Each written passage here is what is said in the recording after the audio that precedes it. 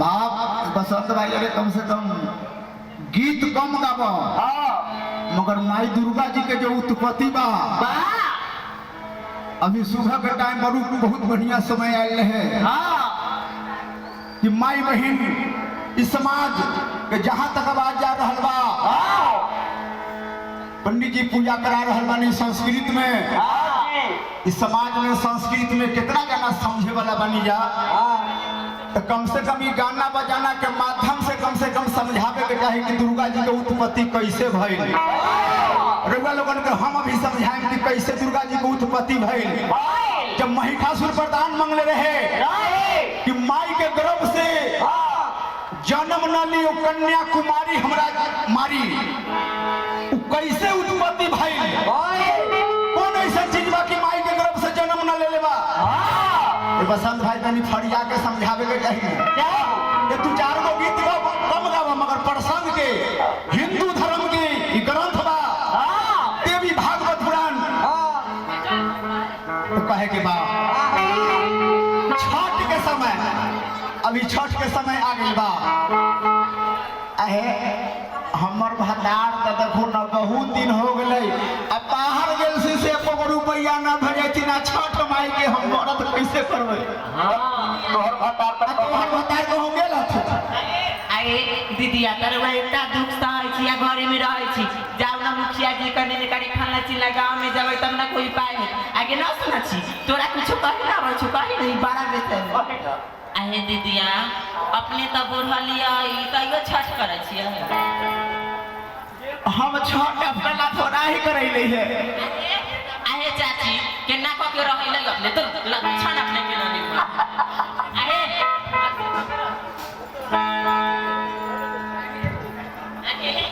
बुढ़िया आगे सुनी ना अपना ला ना छठ करैले है अच्छा हमरा ई करे वैसे देखी बही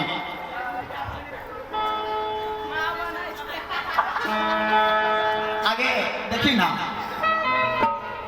अपना लाना करैले हम तो भंडार ला करैले या बेटा ला करैले हां तोर का बेटा इतना मार मारै छ तब तू करेला करै छ दुर्जु कितनो मारते तो बेटा बेटा नहीं मतारी के बड़ा दया हो छ हमरा सके तो बौआ अखनी न है त साइला करै छी तू साइला कर ना बेटा बेटो है ना हमरा बहुत बेटा है के सुनी ना केकरो कन मांग जाई त न देखी जेकरा माथा में तेल रहै छी ओकरे ओ मारो का महुआ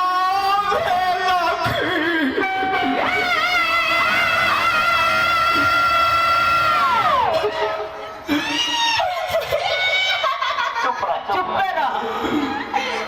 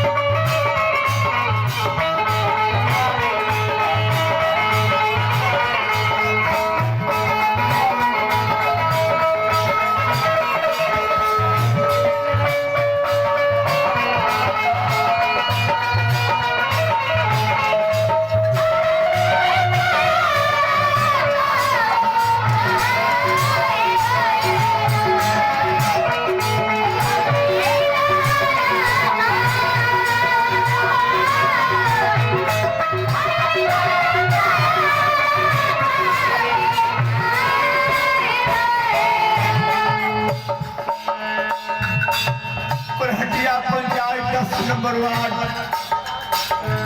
मदन जी के तरफ से छठ पूजा करे खातिर